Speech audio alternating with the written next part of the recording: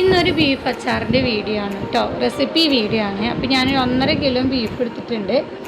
നമുക്കത് പുറത്ത് കൊണ്ടുപോകാനുള്ളതാണ്. അപ്പോൾ അത്യാവശ്യം കേടുവരാത്ത രീതിയിൽ വേണം നമുക്കത് ഉണ്ടാക്കിയെടുക്കാൻ. അപ്പോൾ ഞാൻ ഈ ബീഫൊക്കെ ഒന്ന് വേവിച്ചെടുക്കുകയാണ്. കുറച്ച് പൊടികളൊക്കെ ഇട്ടാണ് വേവിച്ചെടുക്കണം കേട്ടോ. ഒരു 2 ടീസ്പൂൺ മുളകും പൊടി, പിന്നെ ഒരു 2 ടീസ്പൂൺ മല്ലിപ്പൊടി, 1/2 ടീസ്പൂൺ മഞ്ഞൾപ്പൊടി, 1/2 ടീസ്പൂൺ ഗരം മസാല, പിന്നെ മീറ്റ് മസാലയാണ് ഇട്ട് കൊടുത്തിട്ടുണ്ടായിരുന്നത്. ഇത്രയും മസാലകൾ ഇട്ട് കൊടുക്കണുള്ളൂ.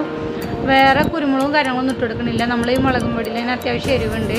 എന്നിട്ട് ഞാൻ ഒരു 1 ഗ്ലാസ് വെള്ളത്തിലാണ് നമുക്ക് വേവിച്ചെടുക്കണം കേട്ടോ. കാരണം ബീഫിൽ അധികം വെള്ളം ഉണ്ടാവും വെന്ത് വരുമ്പോൾ. അപ്പോൾ ഒരു 1.5 ഗ്ലാസ് വെള്ളമൊക്കെ മതി. അത് നന്നായിട്ട് ഒന്ന് മിക്സ് ചെയ്ത് കൊടുക്കാം കേട്ടോ.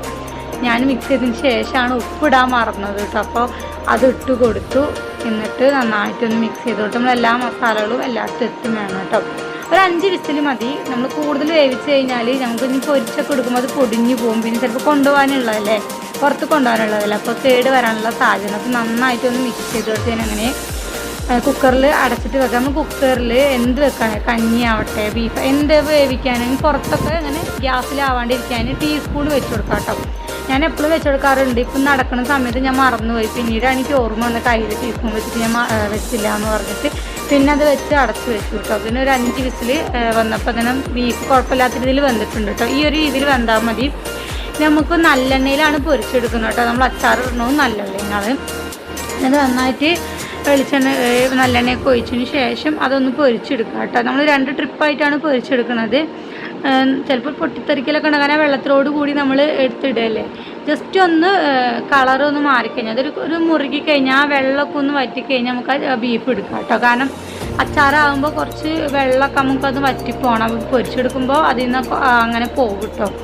അപ്പോൾ ഇതൊക്കെ പൊരിച്ചെടുത്തു. ഞാൻ 2 ട്രിപ്പായിട്ട് എടുത്തോളൂ. നമ്മൾ 1.5 കിലോ ബീഫ് എടുത്തിട്ട് ആകെ ഇത്ര ഉള്ളൂ കേട്ടോ. നമ്മൾ അച്ചാറൊക്കെ കുറച്ചധികം വേണമെന്നുണ്ടെങ്കിൽ ഒരു 4-5 കിലോനൊക്കെ മേടിക്കണം. ഇപ്പോൾ തൽക്കാലത്തിന് ഞങ്ങൾ ഇത്രേ ഉണ്ടാക്കിയുള്ളൂ. അപ്പോൾ ഞങ്ങൾ ഓരോന്നിങ്ങനെ പൊരിച്ചെടുക്കുകയാണ് കേട്ടോ. പിന്നെ അതേ എണ്ണയിൽ തന്നെ കടുക് പൊട്ടിച്ച് കൊടുക്കുകയാണ്. ഞങ്ങൾ അതിൻ്റെ ഇടയിൽ ഓരോന്ന് പറഞ്ഞുകൊണ്ടിരിക്കുകയാണ്. ചാറ്റ് തരുന്നുണ്ട്. അവൾക്ക് ബീഫിൻ്റെ ആ പൊരിക്കണ വേണം. അത് വേണം, എന്താ ഇവിടെ ഉണ്ടാക്കണേ, എന്താ സ്പെഷ്യൽ എന്നൊക്കെ വെച്ചിട്ട് വരികയാണ് കേട്ടോ. പിന്നെ ഇതിലേക്ക് നമ്മൾ ഇഞ്ചിയും അതുപോലെ വെളുത്തുള്ളി, പച്ചമുളക്, ഇഞ്ചി വെളുത്തുള്ളി നമ്മൾ ചതച്ചതാണ് കേട്ടോ. സെപ്പറേറ്റ് ചതച്ചതാണ്. അത് ഇട്ട് കൊടുത്തു. എന്നിട്ട് കുറച്ച് കറിവേപ്പില ഇട്ട് കൊടുത്തു. ഇതൊന്നും നന്നായിട്ട് മുറുകി വരണം കേട്ടോ. ഒരു ബ്രൗൺ കളറാവണം. ആ സമയത്ത് ഞാൻ നന്നായിട്ട് പാട്ട് പാടിക്കൊണ്ടിരിക്കണം. ആ പാട്ട് ഇതിൽ ചേർക്കാൻ പറ്റില്ല, ചിലപ്പോൾ കോപ്പിറൈറ്റിൻ്റെ ഇഷ്യൂ വരും കേട്ടോ. നന്നായിട്ട് പാട്ട് പാടി. നമുക്ക് ഷാളൊക്കെ ഇങ്ങനെ ഇട്ടിരിക്കുന്ന നല്ല ഇഷ്ടമാണ് കേട്ടോ. അപ്പോൾ അതൊക്കെ ഇട്ടിട്ട് ഇരിക്കുകയാണ്. ഇതിലേക്ക് ഞാൻ പിന്നെ കാശ്മീരി ചില്ലിയാണ് ഇട്ട് കൊടുക്കുന്നത്. കളറിന് വേണ്ടിയിട്ട് ഇട്ട് കൊടുക്കുക. എരിവിന് നമ്മൾ ബീഫിൽ ഇട്ട് കൊടുത്തിട്ടുണ്ടല്ലോ, അപ്പോൾ കളറിന് ഇതാണ് ഇട്ട് കൊടുക്കുക. പിന്നെ ഈ ഒരു അച്ചാർ പൗഡറായിട്ട് കേട്ടോ. നല്ല മണമാണ് ഈ ഒരു അച്ചാർ പൗഡർ. ഞങ്ങളെല്ലാ അച്ചാറിനും ഈ ഒരു പൗഡറായിട്ട് ഇടാറ്. നല്ലൊരു മണമാണ് കേട്ടോ. നമുക്ക് വേറെ ഒന്നും ചേർത്തൊന്നും കൊടുക്കണ്ട. പിന്നെ ഇതിലേക്ക് ആവശ്യത്തിനുള്ള ഉപ്പ് ചേർത്ത് കൊടുക്കുക. നമ്മളിപ്പോൾ മസാലക്ക് ആവശ്യത്തിനുള്ള ഉപ്പ് ചേർത്ത് കൊടുത്തിട്ട് നന്നായിട്ടൊന്ന് ഇളക്കി കൊടുക്കുക കേട്ടോ. പിന്നെ ഇതിലേക്ക് സുർക്കയാണ് ഞാൻ ഒഴിച്ച് കൊടുക്കുന്നത്. സുർക്ക പുളിപ്പിനനുസരിച്ച് ചേർത്ത് കൊടുക്കുക. പിന്നെ കുറച്ച് പഞ്ചസാര ഇതിലേക്ക് ചേർത്ത് കൊടുക്കേണ്ട. ആ പുളിപ്പൊന്ന് ബാലൻസ് ചെയ്യാൻ വേണ്ടിയിട്ടാണ് കേട്ടോ. നന്നായിട്ട് തിളപ്പിച്ച് കൊടുക്കുക കേട്ടോ. തിളവെന്നാൽ നമ്മളെ ബീഫ് അതിലേക്ക് ഇട്ട് കൊടുക്കുക. എന്നിട്ട് നന്നായിട്ട് ഇളക്കി കൊടുക്കണം. ആ ബീഫും മസാലയും കൂടി ഒന്നിച്ച് കുറച്ചൊന്ന് വറ്റിയ പോലെ ആവണം കേട്ടോ. ലൂസ് ആവാൻ പാടില്ല. കുറച്ചിങ്ങനെ വറ്റി ഡ്രൈ ആയിട്ട് ഇരിക്കണം.